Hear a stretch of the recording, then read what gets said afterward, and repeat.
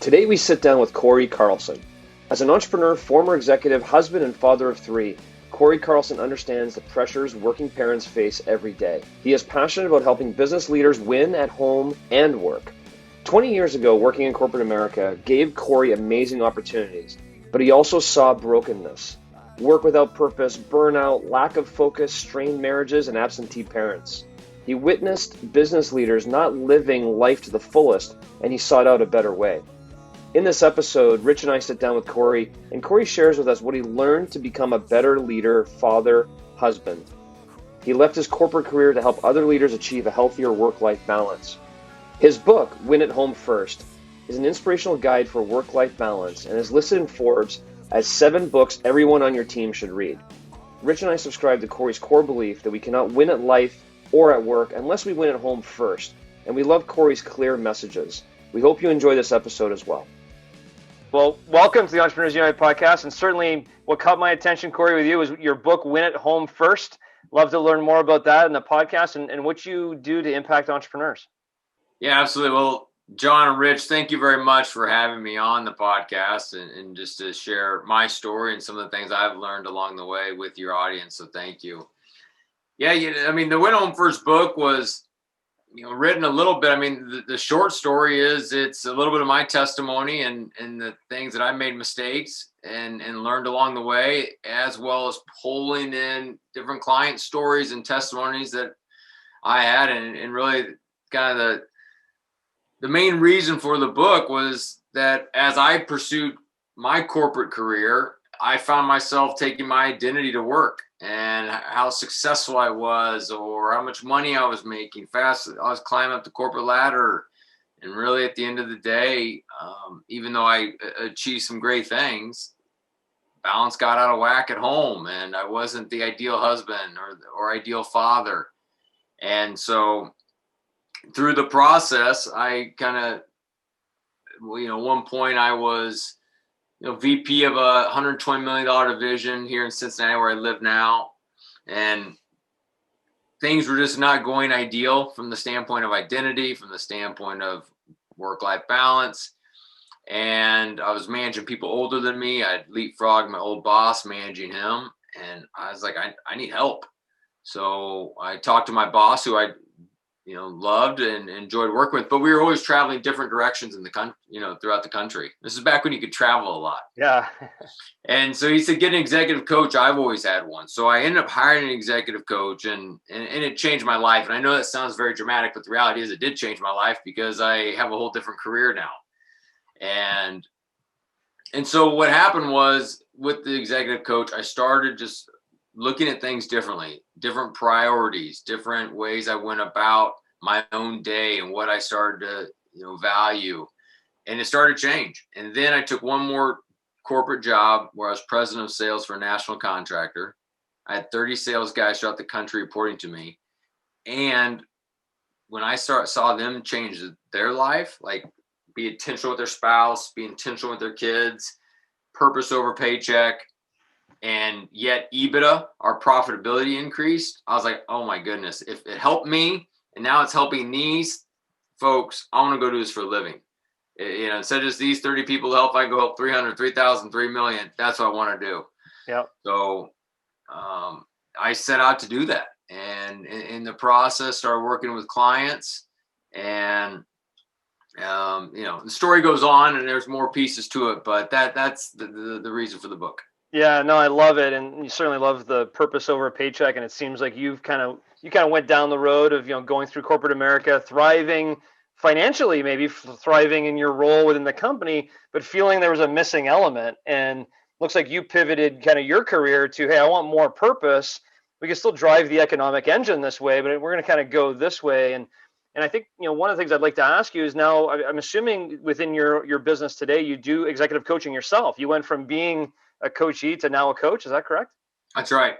Yeah. So I do executive coaching, one-on-one. I do group coaching where in some situations I lead a mastermind group as well, do keynote talks to companies and workshops. So kind of a variety of different, revenue channels within the business to help.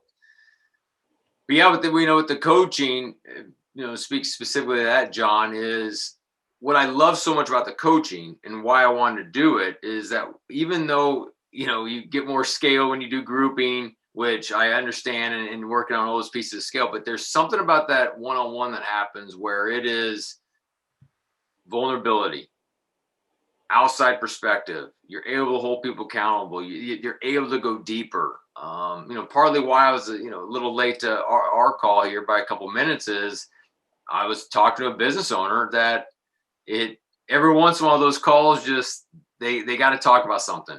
Something is not going well. And so we had to dive deeper. Yeah. And that's the part I just love, because to help people get to that breakthrough. And really, what I want to try to help people is have breakthrough before they have the breakdown. Yeah. Unfortunately, so many people think that they can make it all the way by pulling up their own bootstraps. I can do it my own self. I'll go read another book. I'll go listen to another podcast. I can figure it out. But the reality is, we were made for community. We were made to do things with others. And that's where I found the coaching was able to help people do that. Yeah. If there's one message that's maybe come around full circle in this podcast when we've interviewed different guests, is the concept of, professional athletes. They have strength coaches, nutrition coaches, mindset coaches, but yet as entrepreneurs, we tend to not really get coaches until we're in trouble. And then we go find a coach, versus I think some of the entrepreneurs that are excelling today, both in business and in life, equip themselves with the right executive coach well ahead of any landmine, and so they can progress along, right? And that's kind of a pivot that we're seeing today in the world is executives and entrepreneurs getting coaches well ahead of time, not waiting for the breakdown, right? So right. I love that. And talk to me a little bit about, I want to take your story now and kind of bring it back full circle to, I'm sure you work with entrepreneurs that do work in corporate America, that do work for their own companies. And, you took the opportunity to be in sales or corporate America and pivoted to be a coach so you can impact people. But is it possible to be an entrepreneur, executive, employee within a company and still have that passion to win both at home and in the workplace? What are some of the keys that you find there when you talk to entrepreneurs in order to excel in both areas? Yeah, it's fun. I have a podcast as well called Win at Home First, but I open every episode with what is that key trait to win at home and win at work. And what's fun is almost everyone's got a different answer. And at some point I'll be compiling those and releasing another book just because it's fun for everyone's take. But to answer, the question is absolutely people can do it. And what I find when I am in my own life, but also working with other people, that first piece is identity. If you're taking your identity to the success of the company you launch, whether it's your own company and it's the pride, the founder's mentality, or whether it's a huge company and you work for the big brand and you don't want to lose that. But if you are taking your work, your success, your identity, you're setting yourself up for failure. Because when you get the corner office, the shininess rubs off, eventually, rubs off. Yeah. The title, you finally get the title, and then eventually it's like, well, is this it? I mean, and so, just as you guys have heard many stories of people making it to a certain level, and then they look around like, is this it? And so identity is a big piece. So making sure that entrepreneur or that high level corporate exec, depending on where they're at, is their identity's in check. And so that's one of the first steps I work with individuals on. How many steps are there total, Cory? As far as like the different steps to work through? Yeah, when you said that's one of the first steps you work with them on, do you have a finite number of steps, or was that just kind of a general? It's kind of a general statement, Rich, as far as just some steps. But what I would, one of the first things I do with clients is, hey, we work on that existing reality, right? As Jim Collins talks about, we have to confront the brutal facts and have an unwavering hope for the future. So the brutal facts are, hey, what's right now? Where are you taking your identity? Are you taking it to your job? What's the good, bad, ugly? And talking about the challenges and the frustrations that you have. And once you start voicing that, you realize you're not alone. So many individuals think they're alone and they're the only ones having marital problems. They're the only ones having troubles in their business. And so as you start to talk with other people about it. And so that first part rich in identity and that self-awareness. Then the next piece is like, where do you want to go? And so it's kind of that potential. Do you have a vision statement for your life? Do you have a vision statement for your team and the values that you have? And so if that first item is the idea of perspective, the second one would be of the potential. Where do you want to go? And then the last one would be the priorities to get there. And so working individuals through priorities to help get them there. That's great. Thanks for that. I'm going to preface my next question with John and I flirted with writing a book about 20 years ago. And it was going to be about how to be a great supervisor, leader, boss. And we thought we would take a different twist at it. And we came up with the title World's Worst Boss. And we were going to write it kind of as a satire on how to be a bad boss. It was the opposite of all the things that we thought people needed to do. Well, the book never came to be. But from that perspective, I have to ask you, I'm really curious, how do people lose at home? Because I think as an access point for how people win at home, it may add some perspective in some of our listeners or those watching on YouTube. If you could describe how people lose at home, and they could maybe see themselves in some of the losing at home, they may convert into being really open to how do you win at home then? But can you describe how do you lose at home, Cory? Yeah. First word comes to mind, as you said, is you're passive. I think the leader that at home who's passive, they're going to lose at home. They do not take their spouse on dates. They don't go on dates. So from the marriage standpoint, they're just very passive. And so they are not spending time pursuing their spouse, asking questions about the day. How are they doing? How are they feeling? What are they thinking about? So they're passive from a marital standpoint. They're passive from a parenting standpoint, where they are not disciplining their kids when they mess up, when they're not holding them to consequences, when they're not going on one-on-one dates with your children. Whatever age they are, you need to be doing that. And then, quite honestly, passive in your own life. I mean, if you're finding yourself coming home, sit on the couch and just getting lost in TV and your emails on your laptop and not taking care of yourself, not having quiet time, not being intentional, your spiritual growth, your physical health, you will lose at home if you're choosing passive versus aggressive. Love that. So passive is a number one thing that you thought of as author to the book, How to Win at Home First. Yep. Being passive is how you lose. Being passive both in your marriage, in parenting, and in your own life. I think that's really valuable. Are there other ways to lose at home that are in the same bracket as destructive as being passive is? Yeah, I mean, definitely passive is a top one comes to mind. I mean, there's no question that have narcissistic and selfish in there, right? When they're, very selfish to what they're doing. It's their way. I've got to get to my job. I've got to get to this. And you're making the spouse carry all the heavy lifting, who's getting, our son or daughter to practice, not me. I've got a busy day tomorrow. So you've got to do all the work. So I think if it's, very selfish and more that taker mentality as opposed to giving, I think one of the successes of all marriages is serving. I love the idea of when you talk to an older couple who's been married a long time is, was it 50-50? And they're like, no, it was 100-100. We always look to see how we could serve.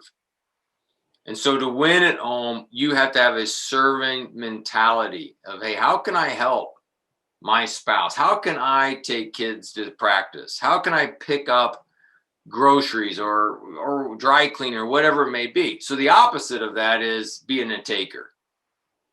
And it's being selfish and it's all about me. And I think anytime anyone is, if anyone's listening to this and they think their day tomorrow is bigger than their spouse's day, that's a miss. It's a good indicator of being a taker, right? Is you think your day is bigger than your spouse's day every day in particular. Tomorrow, maybe it is, in fact. But every day, day Yeah. in and day out. Yep. If your day is more important or bigger than your spouse's, that's an indicator that you're a taker. Yep. It's good. Yep. So I got a pop quiz for both of you on this one. You both have big bookshelves behind yourselves. Who has the book Give and Take with Adam Grant? Either of you guys have that one? I don't know if I have that one. Oh, Rich, you might be losing here. Right there. I'm seeing a reach back. I don't think I have it. I got it right here. So when you were talking about that, it just I think that's an amazing book about that whole concept, right? Of give and take. You have it? It's as close. I think again. It's an Adam Grant book. It doesn't count. Doesn't count. 1-0 for Cory for sure. Have you read it though, Cory? I actually did read Give and Take, and I reference it in my book, Double Points. Oh, look at that. Very good. Yeah. So in Win at Home First, it is in there because, I found well, now you're just going to read my book to see how I reference it. Exactly. I love that because it really talks right about the concept of giving and taking, and you have to take sometimes. You have to fulfill yourself as well. It is that give and take. You can't always be giving, or you're going to feel unfulfilled. But it's that 100-100 concept. I love that idea of doing that. And I just want to take this a step further, Rich, and I'll throw it back over to you. But like, if someone, and I love the question Rich asked you, like, how do you lose at home? Your book's going to tell us how you win at home, but how do you lose? And certainly you do some executive coaching, and there may be some entrepreneurs listening to this podcast or executives listening to the podcast going, you know what, maybe I am being a little passive, or maybe I am being a little selfish sometimes, and I want to adjust. How does one go about adjusting that to then flip over to win at home? Any key tips there that you would provide our listeners? Yeah, I mean, I think, one of the biggest words with anything of that readjusting or recalibrating is just intentionality. Like being intentional with every family member and every also even minute of your day. So intentionality looks like, if you're going to go on a date with your spouse this weekend, well, let's figure it out and be intentional about it. Invite them on a date, get the babysitter if you need it, and not just all of a sudden Saturday at 5:00. It's like, oh, what do you want to do tonight? I don't know. Well, we should have went on a date, but we don't have a babysitter. Well, it looks like we'll sit here and watch more TV. Yeah. So it takes intentionality. And so, that's a big piece. Same thing with all the kids' activities. Being intentional. If the kids have practice at night, be intentional that you are going to leave work at the right time in order to take the kids to practice. If you are going to, start growing spiritually or journaling, make sure you're being intentional and go to bed at the right time the night before so that you can get up in the morning and start winning the day early. A lot of being intentional that you described, what I heard was forethought. Are there elements of being intentional that are not about forethought? Tell me more on that. Like, what are you thinking?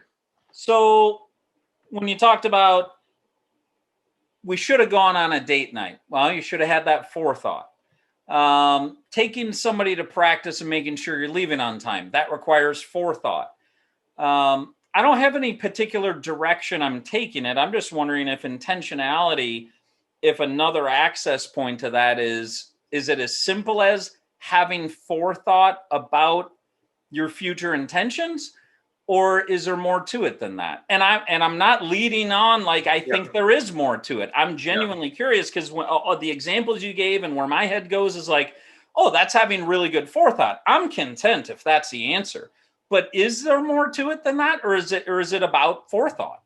Yeah, I mean, the way I would take that a step further, because it would open up even some other ideas in this conversation. Yes, is to treat our personal life, our family life, our home life like a business.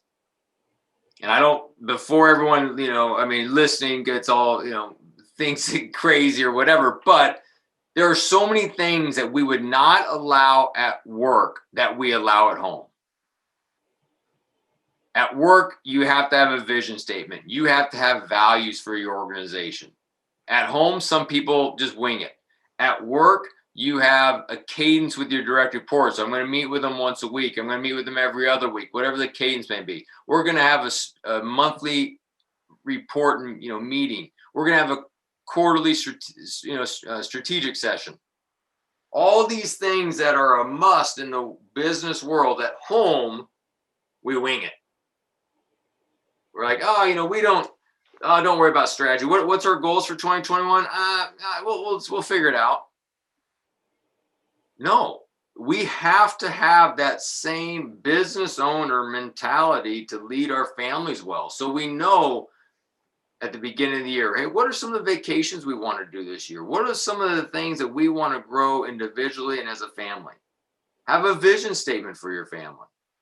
We have a vision statement for our family, and I know not all my kids have it memorized, but at least they know that we're about something. The Carlsons mean something. We have values that are to make us Carlsons unique and distinct from maybe any other, family on the street. But we do that to provide that strong foundation for all of us as we leave the family. As we leave the house that day.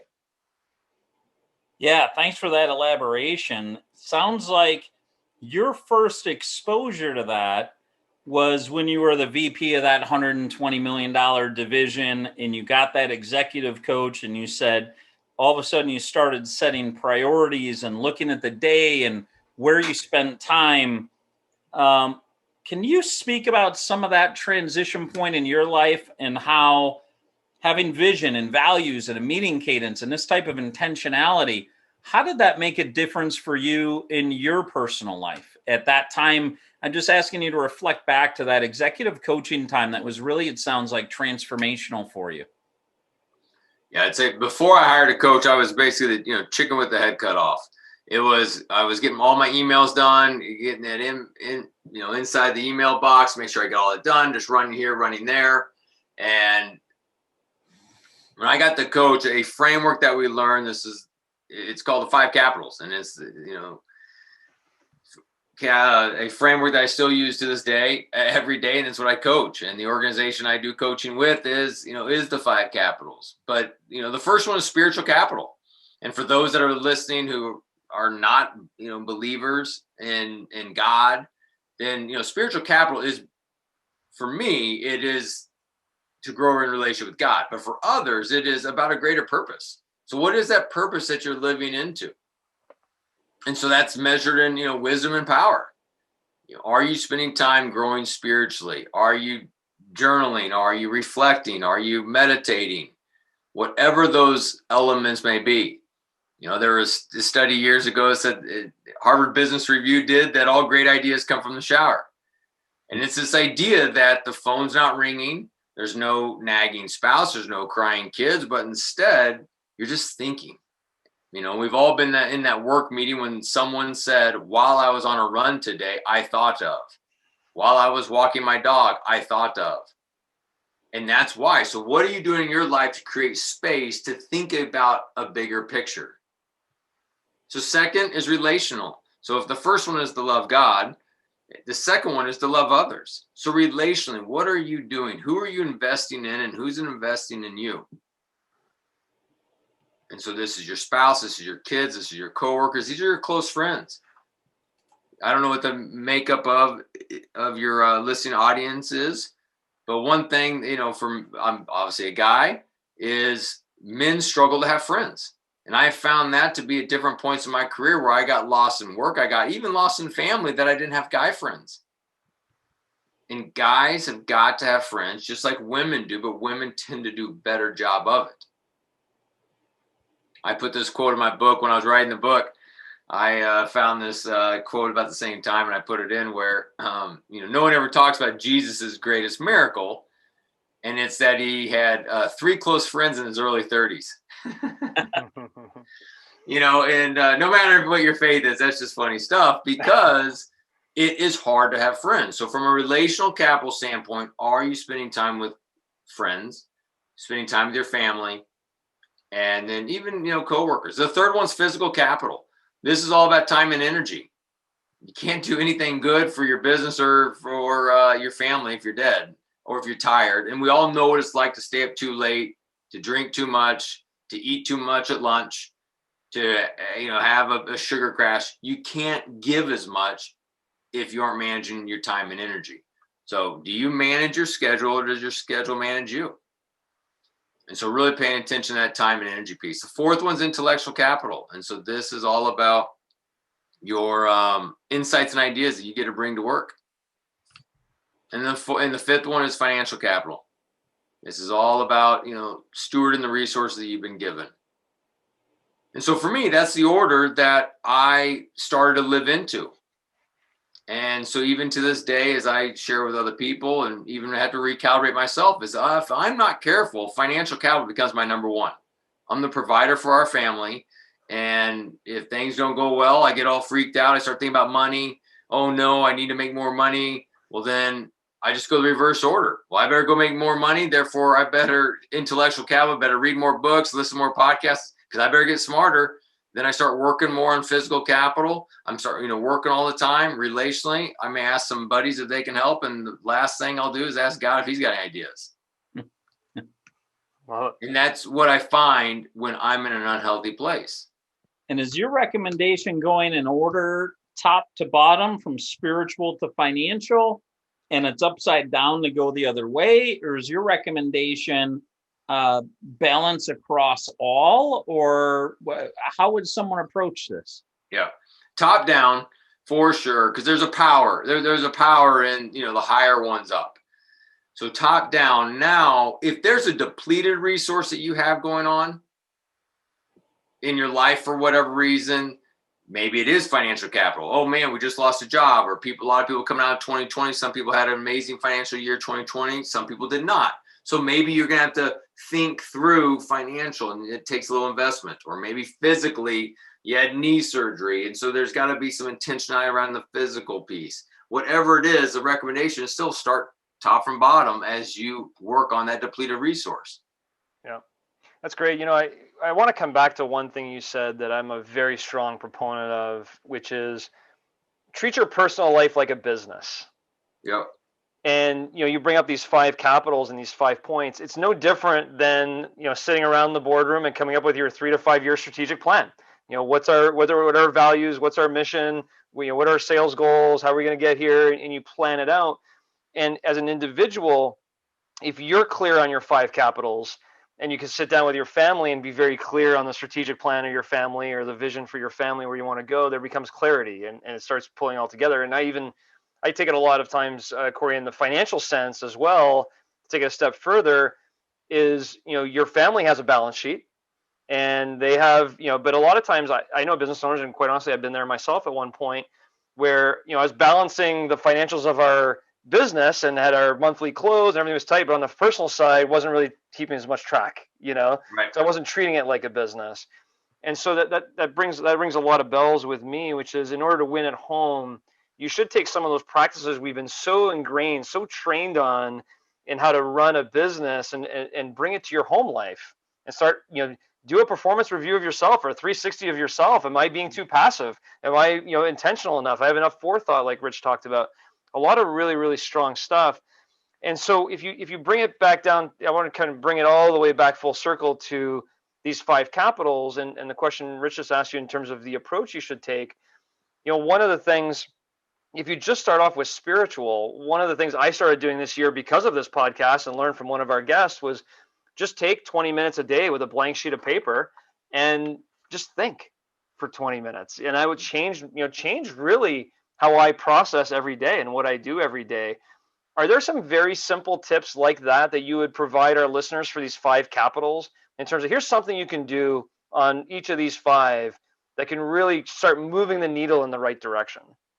Yeah, I mean, spiritual, it is for sure the quiet time.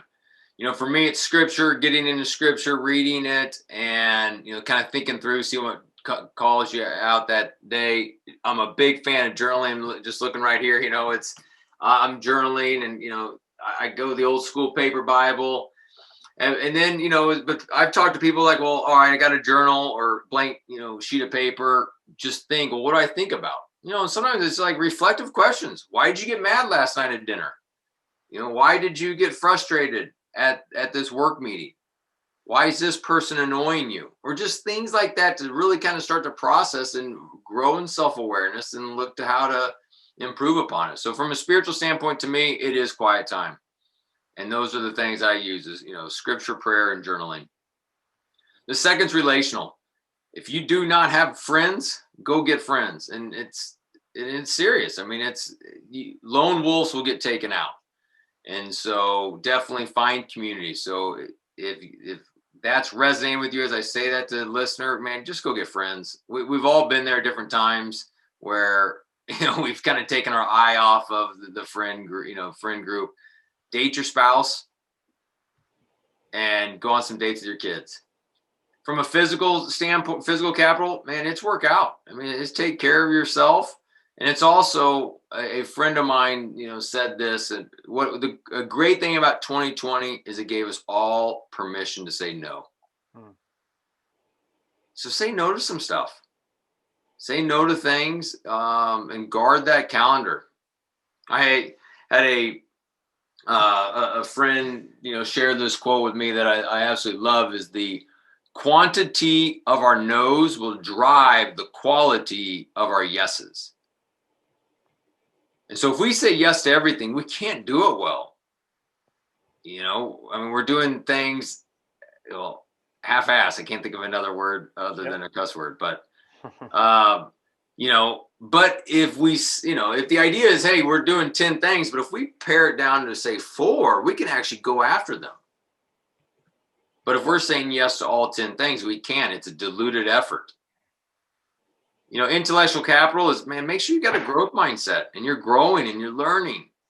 We've all heard, leaders are learners. And so from an intellectual standpoint is, not only consume information, but even like this podcast, everything we're talking about today, don't just consume information, implement.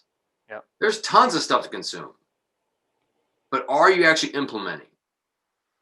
And then the financial pieces we've talked about is steward the resources. And really lean into being a giver, lean into generosity, tithing, nonprofits, pay your employees more, but lean into generosity. Yeah, love all of those. And I want to come back to your quote too. Quantity of our no's will drive the quality of our interactions or actions. And, I go back to the entrepreneur who may not be winning at home. Yeah. And potentially where you were when you hit your pivot shift. And I've been there for sure. I'm sure Rich has been there. We've all been there. And the only thing that gets you out of that rat race or that that running over and over and over and over again, if you were to talk to an entrepreneur right now as a coach who's in the middle of that right now, they're running hard, they're going through emails, they live by their emails, they're not catching up, they're not winning at home. Chances are they would say, I just don't have time.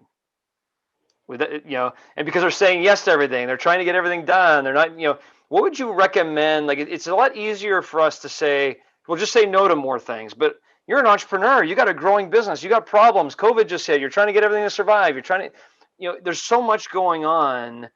How do you help entrepreneurs, or how can entrepreneurs help themselves make such a large pivot when they have so much responsibility? Yeah, it's a great question. And first thing is call me. I'll talk to him. But no, in all seriousness, I say that jokingly, but from the standpoint of sometimes you need to talk to somebody else. Like you need that outside perspective. And whether it's a mentor, it's a coach, it is, just somebody where if you were to bounce some things off, they would be like, you don't need to do that. Or why don't you delegate that? Or, hire that out or whatever it may be. But sometimes just voicing it out, you almost can solve the problem yourself. That's what they'll talk a lot about with coaches. Even for myself, is people ask, well, what industry do you like to coach in? It doesn't matter. All it is I'm trying to get the best of an individual out of themselves. So I don't know the answers to their company, but by them talking it out, me asking questions, or another coach asking questions, that stuff will rise to the top. And they'll get now I can bring some different content, I can bring some different ideas, but at the end of the day, as you talk about it, you'll start to realize what is the most important things. All that. Cory, early on in the conversation, you were saying you did several things: executive coaching, group coaching, mastermind, keynote. And then you talked about the value of the one-on-one. And the first thing you mentioned was vulnerability. I'm curious as to your perspective on the place for vulnerability in your group coaching outside of the one-on-one, with whether it be a leadership team where you've done coaching there or done an offsite. I know you mentioned quarterly offsite, so you've probably facilitated some of those. Just can you speak to the vulnerability piece in groups? I think there's huge value in vulnerability. Obviously there's a time and place for it. I mean, the leader can't just stand there and say they're shaking in their boots, they're nervous about Q2 and what's going to happen. And, I'm scared to death that the ship's sinking. I mean, there's a little bit of they got to be somewhat guarded. However, vulnerability is led by the leader. If the leader's going to be all tough and have this veneer, I got all my stuff figured out, no one's going to open up. No one's going to open up at all because everyone's going to follow the leader and going to act tough. But when the leader is vulnerable, they're sharing some of their, strengths, weaknesses, their frustrations they have, then others can follow suit. And by it being exposed, by vulnerability kind of being exposed, now we can start to have empathy. Now we can start to care for people if we know what they're going through. Now we can start to look to solve the team's problems. I didn't know Susie was having a difficult time over here. Let's see how we can help, maybe get some resources over here. Oh, well, Bill's got this going on. Maybe we can help them. But if everyone is kind of showing, the reports of, green, yellow, red light, if everyone's showing green all the time because no one wants to be vulnerable to show that their department's suffering or anything, then, we're not going to make any headway. Yeah. But instead, if people start to be real about their team, they start to be real about their life, they start to be real about what's going on, now we can start to solve some things. Well, something you said that resonated for me there was when you have vulnerability, now you can have empathy. Mm-hmm. I literally just wrote down vulnerability is an access point to empathy. That really resonated for me. I think it is difficult to have empathy for people, and we make a lot of judgments when someone doesn't give us their vulnerability of what's actually happening in your world that might be driving some of the things of somebody showing up late, somebody not coming with the right prep work, and then if somebody's not vulnerable, what's actually happening, what's impacting you, how are you feeling less than or compromised at home, for example. And not that work needs to bring in everything about home per se, but there's some degree of vulnerability for it. Where does that line land in terms of vulnerability around what is happening at home and what's happening at work in terms of the context of win at home first, vulnerability being okay at work? How much of that home vulnerability can or should be brought to work? Do you have any thoughts there? Yeah, I do think some of it needs to be brought to work for sure. I mean, we also can't all day long just be sitting in each other's office talking about how rough home is, or my spouse this or my spouse that. I mean, for sure there's got to be a line there. But I mean, if there's some things going on at the house that are going to affect your work or affecting you, then I believe that they need to be shared. I mean, if you've got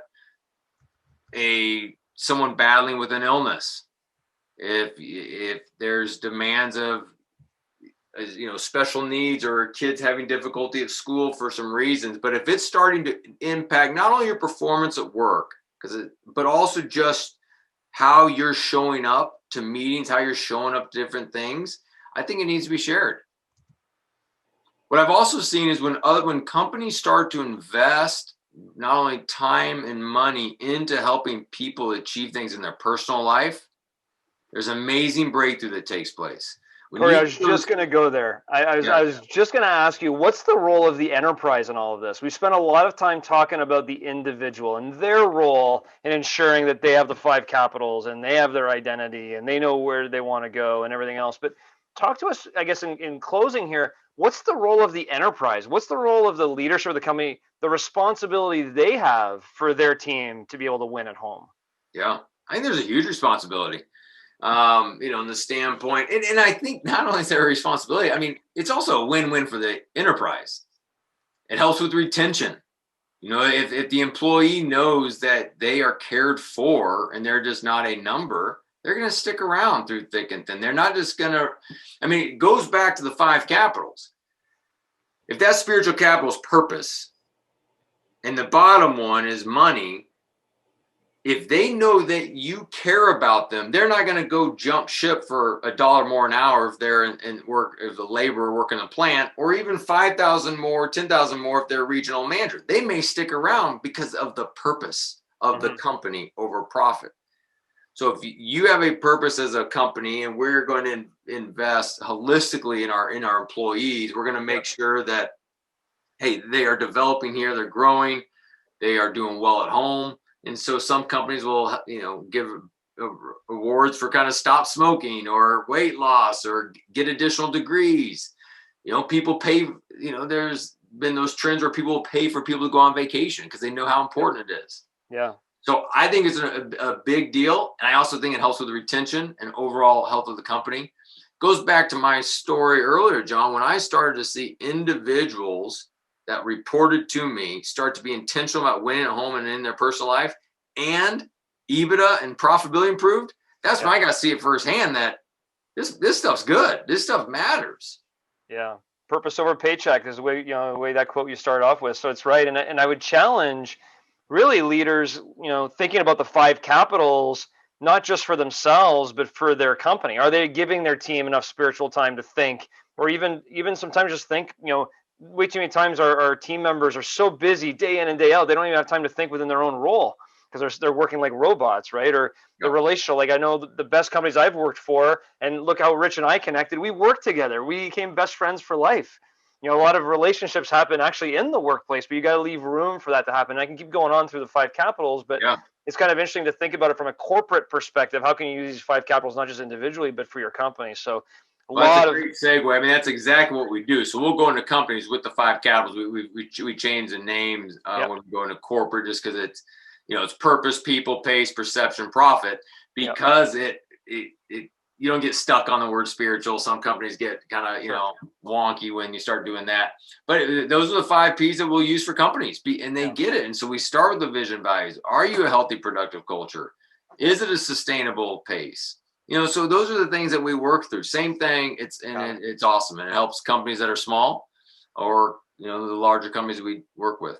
Yeah, well, I love it. And certainly if Rich ever writes his book called Lose at Home First, I'm not going to buy his. I'm going to go read yours first because it's a lot more positive. But Cory, this is fantastic. Love all the pieces of information we have here. And if someone wants to get a hold of you and talk to you a little bit more about what you do for them or for companies, what's the best way for them to get in touch with you? Yeah, so a lot of the coaching I do is, as I mentioned, 5 Capitals organization.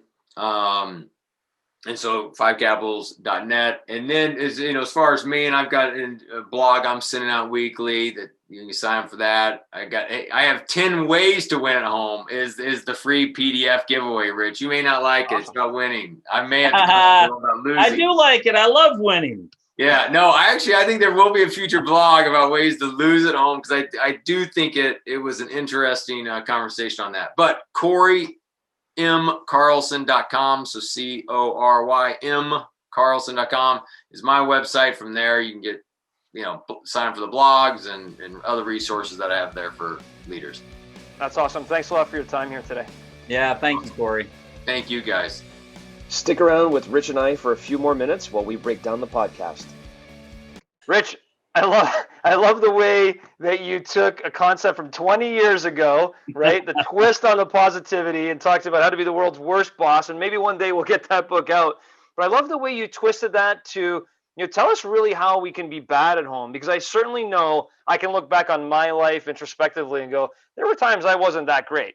And when you put it in that perspective, it's like, well, you shouldn't do that. It's a lot easier for someone to look at someone else's household or what you're doing or not doing and say, oh, that's not being good at home. But to twist it that way, I thought was very interesting. And I love Cory's message in general, right? This isn't win at work. This is win at home. But by winning at home and knowing what you want spiritually and knowing what you want from a passion, purpose perspective, you can ultimately also win at work. Yeah, not just win at home, but win at home first. Yep. I think that makes so much sense. At the end of the day, as much as we would like to compartmentalize, oh, I leave work at work and I leave home at home. We are the same person, particularly with so many of us. I mean, you're in my home office right now. Yep. I'm going to walk out those French doors and there are kids sitting on the couch over there. And I'm the same person right here as I am 4 steps away. Mm-hmm. So to win at home first, not just so we can be our best at work, but so we can be our best at home, to be able to bring our best everywhere we go. And the number one thing that I got from him was the intentionality part. And we tend to have this different level of intentionality at work than we do home. And then there's that quote that, you think of where you go, are you working to live or are you living to work? And a lot of people would say, I am working to live. My life is really about my family.